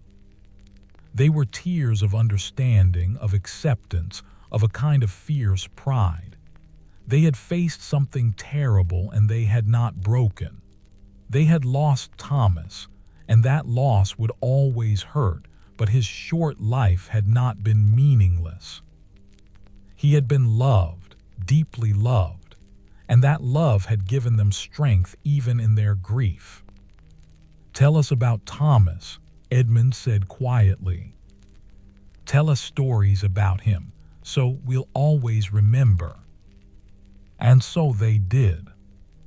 They shared memories of their littlest brother, his laugh, his curiosity, his bravery, his sweetness. They told stories of things he had said and done, making each other laugh and cry in turns. They kept him alive in their memories, in their hearts, in the stories they would pass down. As autumn approached and the harvest came in, a good harvest, better than anyone had dared hope, the village held a feast of thanksgiving. Father Benedict blessed the food, blessed the people, blessed the new beginnings that were emerging from the ashes of the terrible winter. We have endured, he said, his voice ringing out clear and strong in a way it had not for months. We have suffered and lost and grieved. But we have also loved and helped and hoped, and we are still here. We are still here. The feast was both a celebration and a memorial. Names of the dead were read aloud, each one honored and remembered. When Father Benedict said Thomas, son of Walter and Agnes, Aelith felt her mother's hand find hers, squeezing tight. They stood together, all of them, Walter and Agnes and their surviving children, and they bore witness to the name of the child they had lost, making sure he would not be forgotten. And when the feast was done and the dancing began, yes, there was dancing, there was music and laughter and joy. Aelith danced with her siblings, spinning under the stars that shone cold and brilliant overhead. The same stars that had looked down on them through the darkest nights of winter now watched them celebrate survival, watched them choose life and joy, and hope, even after everything they had endured. Mistress Alice came to the feast, which surprised everyone. The household staff of the manor rarely mingled with the village folk at such events, but she came, and she found Aelith in the crowd, and she pulled her aside for a moment. I wanted you to know, she said, her voice gruff as always but her eyes warm, that you saved your family. The work you did, the money you earned, the food you brought home, it made the difference. Your brother Edmund would not have survived without it. Probably none of them would have. You should be proud of that. Aelith shook her head. I couldn't save Thomas. No, Mistress Alice agreed, and there was compassion in her face. You couldn't save everyone. None of us could, but you saved who you could, and that matters. That matters more than you know. She pressed a small purse into Aelith's hand. A bonus, she said, for exceptional service. Use it well. Inside the purse were 10 silver pennies, a fortune. Aelith stared at them, then looked up at the housekeeper with tears streaming down her face. Thank you, she whispered. Thank you for everything. For giving me the chance to help them. For your kindness. You earned it, Mistress Alice said firmly. Then more gently, go on now. Go dance with your family. You've earned that too. And so Aelith did. She danced with her father, her mother, and her siblings. She danced under the stars with the other young people of the village, with friends who had also survived, who also carried losses but chose to celebrate anyway. She danced until her feet hurt and her sides ached from laughing, until the night grew late and the fires burned low and people began to drift home to their beds. As she walked back to the manor in the darkness, the sounds of the feast fading behind her, Aelith felt something she had not felt in a very long time: peace. Not happiness exactly. Happiness would come, but it would take time. Not the absence of grief. The grief would always be with her. But peace. The deep, quiet knowledge that she had done what she could, that she had been strong when strength was needed, that she had helped keep the people she loved alive. She thought about Thomas, about his last words, so cold, and she promised his memory that she would live for both of them, that she would experience all the springs he would never see, all the warmth he would never feel, all the joy he would never know, that she would live fully and well, not despite his death but because of it, because he deserved to be remembered by someone who embraced life with both hands. The seasons turned. Autumn gave way to winter, a normal winter this time, cold but not killing, snowy but not burying. Spring came again, and summer, and autumn, and winter, the great wheel turning as it always had, as it always would. Aelith grew from a girl into a woman, working at the manor, supporting her family, building a life. She never forgot the winter of 1234. None of them did. It became part of their family story, told and retold over the years, passed down to children and grandchildren.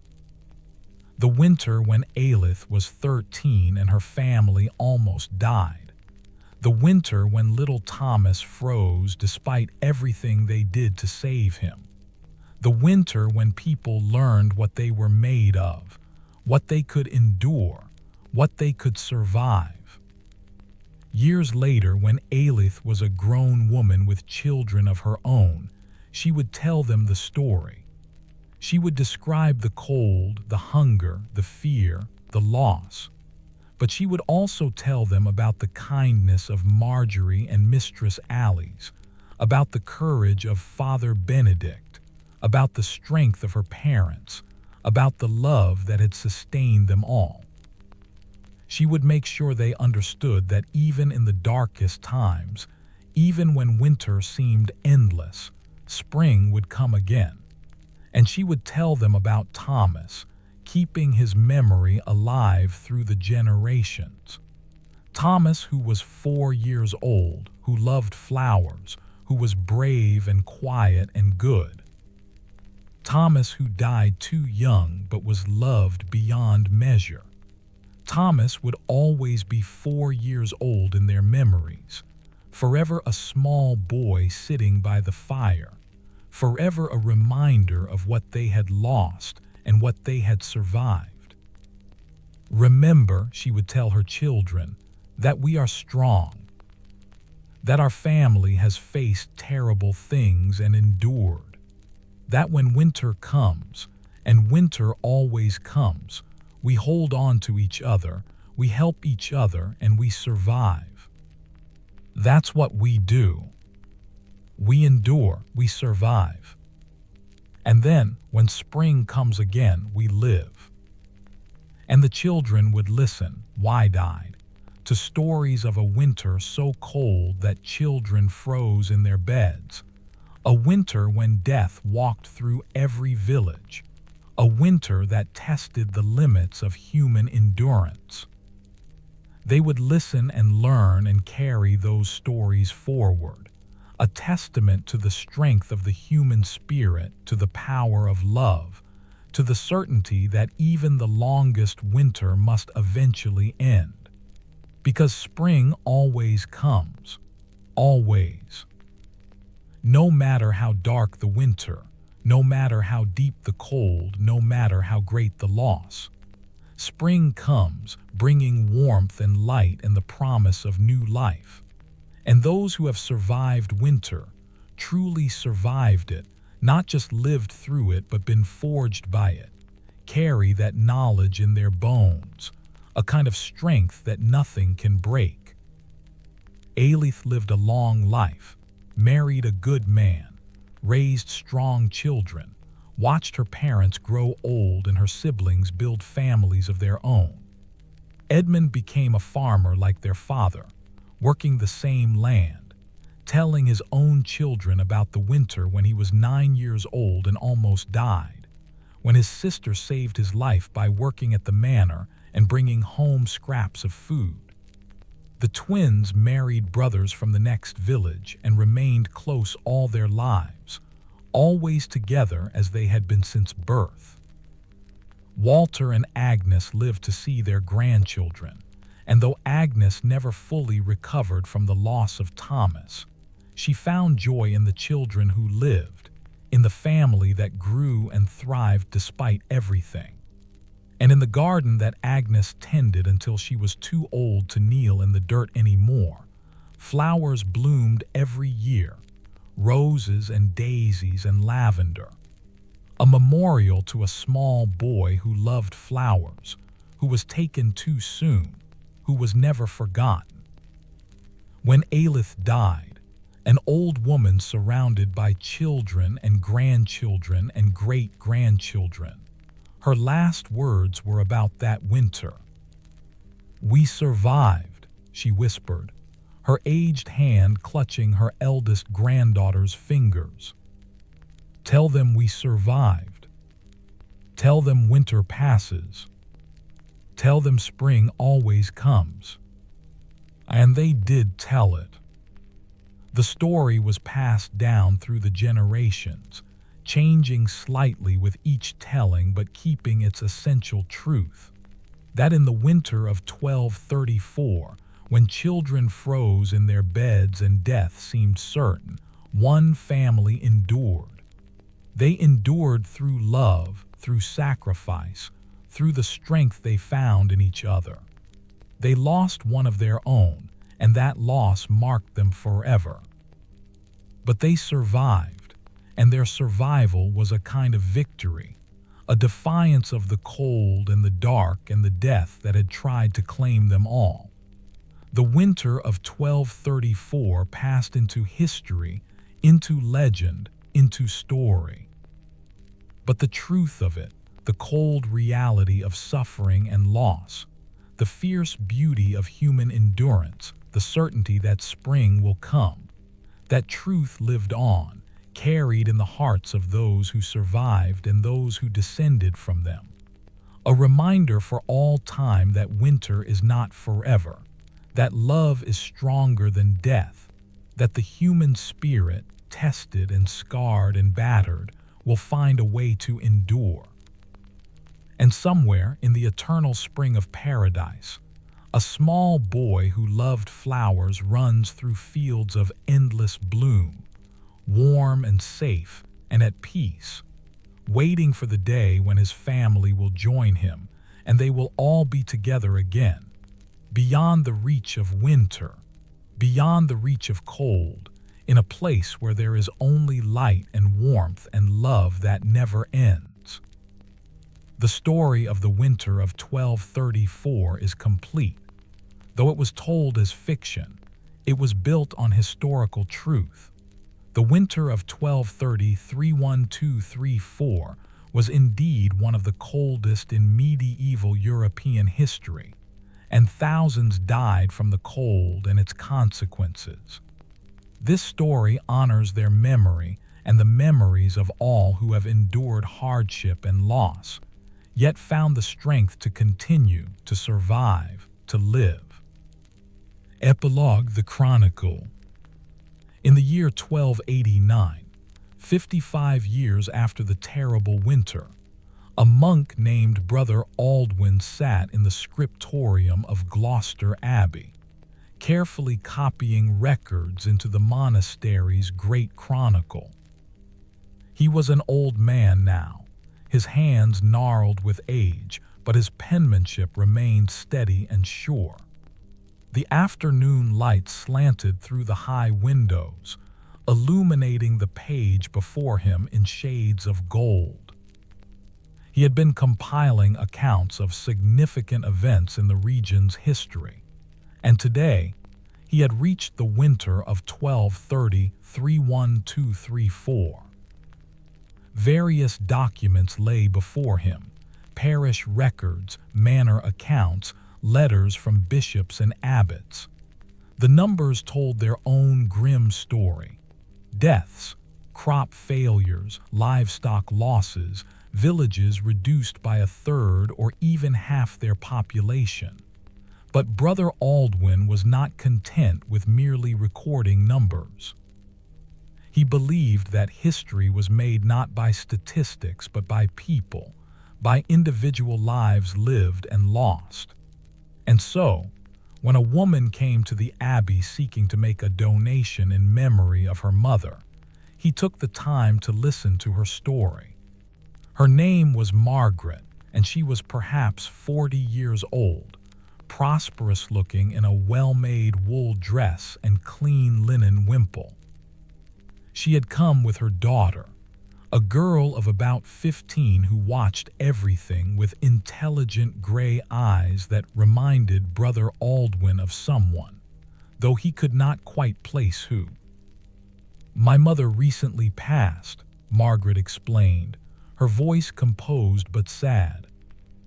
"She wanted money left to the abbey for prayers for her soul, and for the soul of her brother who died in the great winter. She spoke of it often that winter. It shaped her entire life."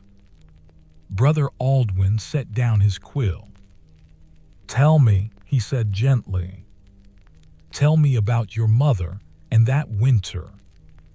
These stories should be remembered and should be written down. So many died, but we should know how they lived, how they endured." And so Margaret told him. She told him about her mother Aelith, who had been 13 years old when the terrible cold came. She told him about a family struggling to survive, about a young girl who went to work at the manor to save them, about a little boy named Thomas who died despite everything they tried to do. "My mother carried that winter with her always," Margaret said, and tears glistened in her eyes. "She would tell us children about it, especially when we complained about small hardships. Not to shame us, but to help us understand. To teach us about strength and endurance and gratitude for what we had." The 15-year-old girl, Margaret's daughter, Aelith's granddaughter, spoke up for the first time. "She told me that when I was afraid of the dark, or of thunder, or of anything really. I should remember that she had faced a winter that tried to kill her, and she survived. She said that if she could survive that, I could survive anything life brought me. Brother Aldwin listened, his old heart moved by these stories. He asked questions, gentle questions, and drew out details. He learned that Edmund, the sick brother, had lived to old age, dying just 2 years before his sister Aelith. He learned that the family had prospered over the decades, that Walter and Agnes's children had all married and had children of their own, that the family tree had branched and grown until dozens of people could trace their lineage back to that small cottage in Thornbury. Because of my mother's work at the manor, because of the money she earned and the food she brought home, they survived, Margaret said. Edmund always said his sister saved his life. He named his eldest daughter Aelith in her honor. My younger sister is called Agnes for our grandmother, and I have a cousin named Walter. We carry their names forward, keeping their memory alive. And Thomas, Brother Aldwin asked gently, the little boy who died. Margaret smiled through her tears. Every generation has had a Thomas. My brother was named Thomas. My sister Agnes has a son named Thomas. My mother insisted on it. She said he must not be forgotten, that as long as the family remembered his name, he lived on in some way.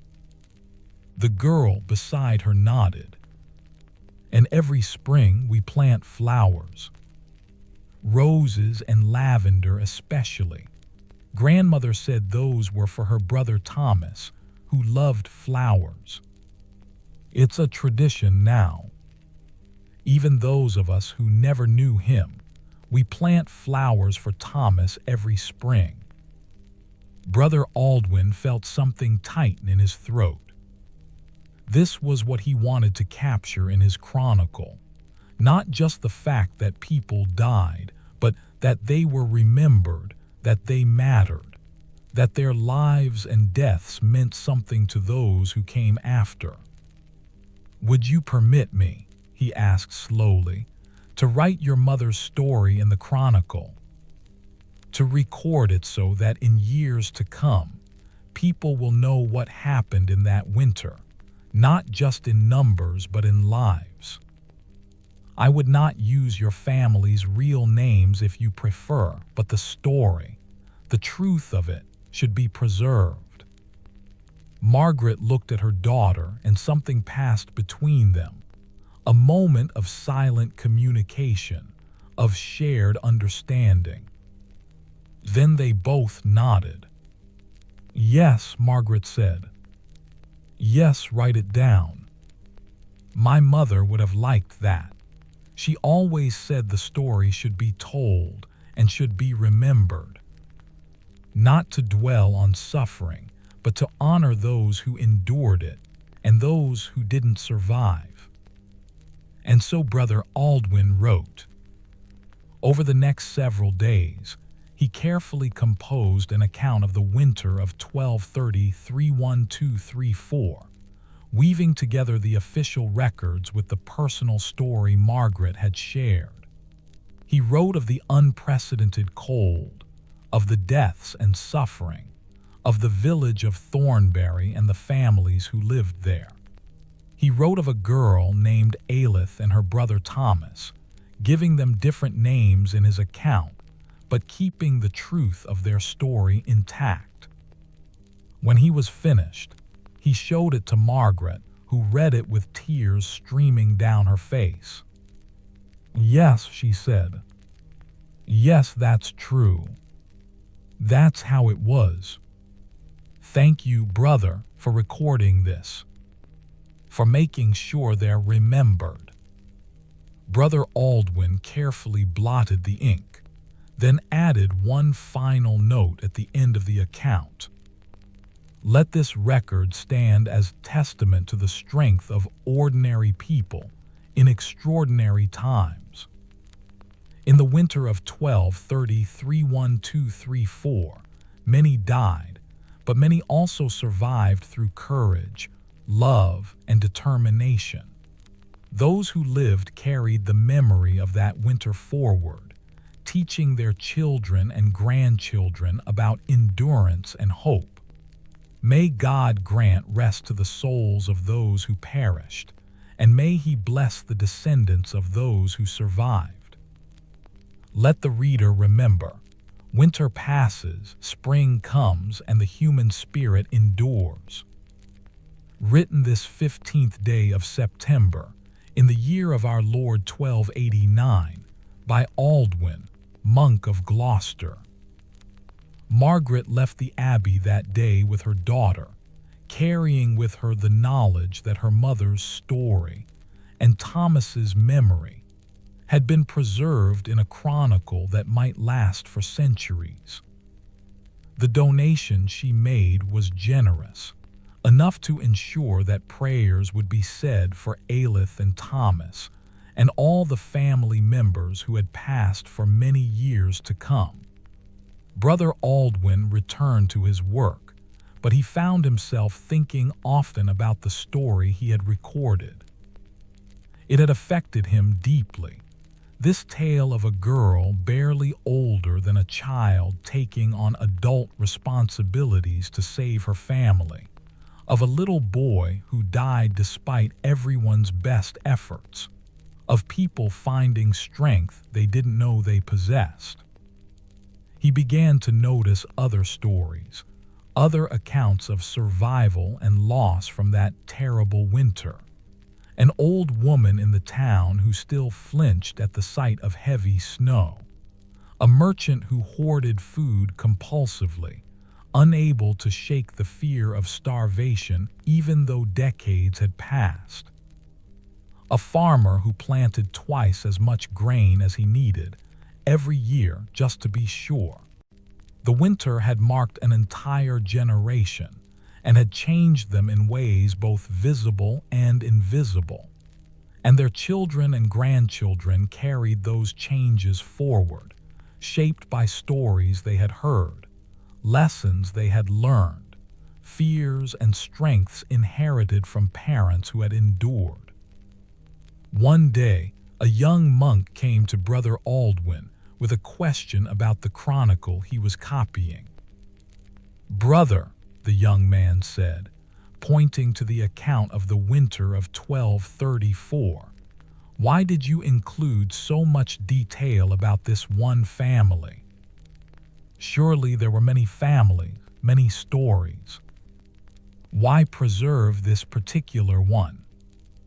Brother Aldwin looked at the young monk, so young, perhaps 20 years old, with no memory of hardship, no experience of true suffering. He had grown up in the monastery, sheltered and safe, well-fed and warm. How could he understand? But then Brother Aldwin reconsidered.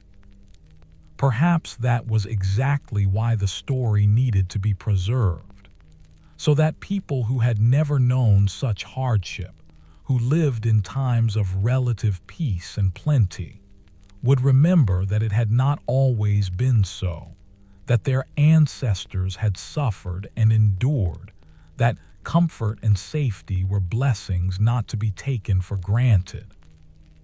Because, Brother Aldwin said slowly, choosing his words with care, history is not just the story of kings and wars and great events.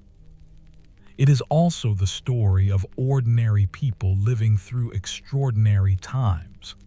That family, that girl and her little brother and all the rest, they represent thousands of families who faced that winter.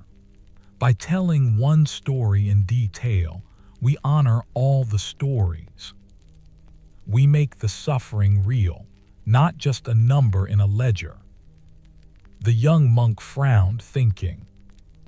But they were just common folk. Peasants.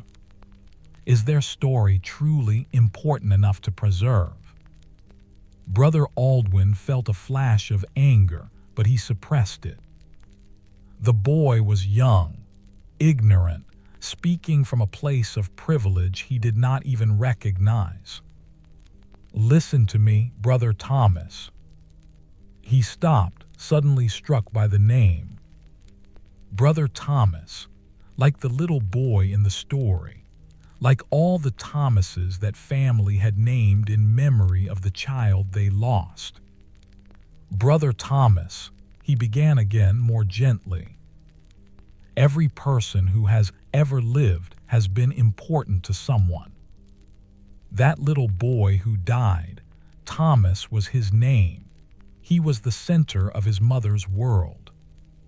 His death was as profound and meaningful as the death of any king or bishop. Perhaps more so, because it was witnessed only by those who loved him, not by the world at large. He paused, gathering his thoughts. We preserve the stories of kings because their actions affected kingdoms. But we must also preserve the stories of common folk because their lives, their struggles, their courage, these things tell us what it means to be human. These stories remind us that every person we pass on the street, every beggar, every farmer, every servant, they all have stories, they all matter. They are all living lives of quiet courage that deserve to be remembered. The young monk was quiet for a long moment.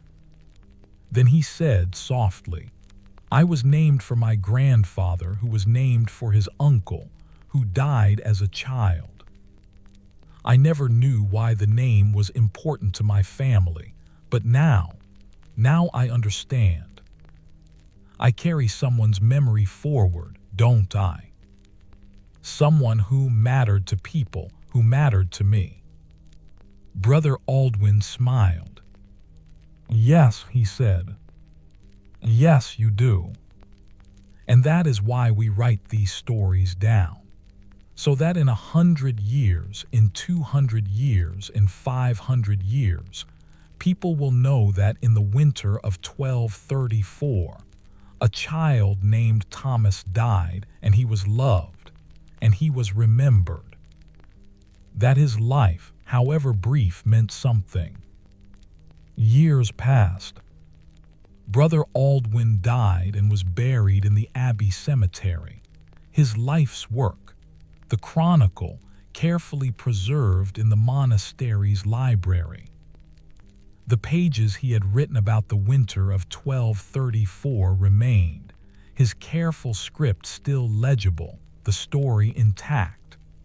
Other monks came after him, adding their own entries to the chronicle, recording the events of their own times. Wars, plagues, famines, celebrations, miracles, disasters, all were duly noted, all became part of the historical record. But sometimes, on quiet afternoons, a monk working in the library would pause in his own writing and turn back to the earlier pages of the chronicle. He would read about the terrible winter, about the girl named Aelith and her brother Thomas, and he would be moved by their story, by the reminder of what people could endure, of how love could sustain even in the darkest times. And in the village of Thornbury, life continued. The descendants of Walter and Agnes and their children lived and worked and raised families of their own. They told the story of the winter of 1234, each generation to the next, keeping the memory alive. They planted flowers every spring, not quite remembering anymore why the tradition had started, just knowing that it was important, that it honored someone who had come before. The cottage where Aelith's family had lived through that terrible winter eventually fell into ruins, replaced by newer structures. The manor where she had worked was renovated and expanded over the decades, growing grander with each generation of earls. The church where Father Benedict had performed so many funerals was rebuilt in the new Gothic style, its sturdy Norman walls replaced with soaring arches and brilliant stained glass. But in the churchyard, the old graves remained, weathered stones marking the places where the dead of that winter rested. Most of the names had worn away with time and weather, become illegible, forgotten. But the stones themselves remained, silent witnesses to lives lived and lost, to a winter that had tested the limits of human endurance. Among those stones was one that stayed clearer than the others, as if someone, many someones over the years, had taken care to keep it clean, to trace the letters when they began to fade, to ensure that this particular name would not be forgotten. Thomas, son of Walter and Agnes, born 1229, died 1234, aged 4 years, beloved of his family, gone but never forgotten. And every spring, without fail, flowers appeared on that small grave. Roses, daisies, lavender. No one could say any more who left them there, or exactly why, or how the tradition had started. But the flowers kept coming, year after year, decade after decade, century after century. A promise kept across generations, a memory sustained by love that transcended time itself. In the year 1534, exactly 300 years after Thomas's death, a young girl named Aelith, for the family still carried that name forward, placed flowers on the small grave and asked her grandmother why they did this, why they honored a child who had died so long ago that no one living had ever known him. Her grandmother, old and gray and wise, knelt beside the grave with some difficulty and brushed her weathered hand across the carved stone. "Because he was one of us," she said simply. "Because his family loved him enough to remember him for 300 years. Because as long as we remember, he lives on in some way. Because we are who we are, strong, enduring, grateful, in part because of what our ancestors survived, including the loss of this little boy." She pulled the girl close, holding her in the way grandmothers have held their grandchildren since time immemorial, offering comfort and wisdom and connection to the past. "Life is hard, child," she said softly. "Winter comes for all of us eventually. We lose people we love. We face cold and hunger and fear, but we endure. We hold on to each other. We remember those who came before us, both those who survived and those who didn't. And we keep living, keep loving, keep planting flowers every spring as a promise that winter is not forever, that warmth and light and life will come again." The girl was quiet, thinking about this. Then she said, "So we remember Thomas because he reminds us to be grateful, to be strong." "We remember Thomas," her grandmother corrected gently, "because he was a child who was loved, who deserved to live but died too young, and whose family refused to let him be forgotten. We remember him because remembering is how we honor the dead. We remember him because love is stronger than death, stronger than time, stronger than 300 years of winters." She stood, joints creaking, and took the girl's hand. "Come, let's go home. But we'll come back next spring, and the spring after that, and the spring after that. Will keep coming as long as our family endures. That's what we do. We remember, we endure. We plant flowers for Thomas every spring. And so they did. The tradition continued, passed down through more generations, adapting to changing times but never forgotten. Through wars and plagues and famines, through prosperity and hardship, through the great sweeping changes of history, the descendants of that family who survived the winter of 1234 kept faith with their ancestors, kept the memory alive, kept planting flowers for a little boy who had been dead for centuries but was still loved, still remembered, still honored. Because that is what it means to be human. To remember, to love across the boundary of death, to keep faith with those who came before us, honoring their struggles, learning from their courage, carrying forward their strength. To understand that we are all part of a great chain of being, connected to ancestors we never knew but whose blood runs in our veins, whose stories live in our hearts, whose strength becomes our strength. The winter of 1234 passed into legend, then into history, then into the distant past, so remote that it seemed almost like a fairy tale. But the truth of it remained, preserved in Brother Aldwin's careful chronicle, kept alive in family stories, embodied in traditions like planting flowers every spring. And that truth was this, that in the darkest times the human spirit finds ways to endure, that love sustains us when nothing else can, that we survive not as individuals but as families, as communities, as people bound together by shared struggle and mutual care. That winter is real and terrible and deadly, but spring always comes. Always. No matter how long the darkness. No matter how deep the cold is. No matter how great the loss. Spring is coming. And with it comes hope, renewal, the promise that life continues, that love persists, that those who have endured the worst winter have to offer to emerge stronger, wiser, more grateful for every warm day, every full meal, every moment spent with the people they love. This is the story of the winter of 1234. This is the story of Aelith and Thomas and their family.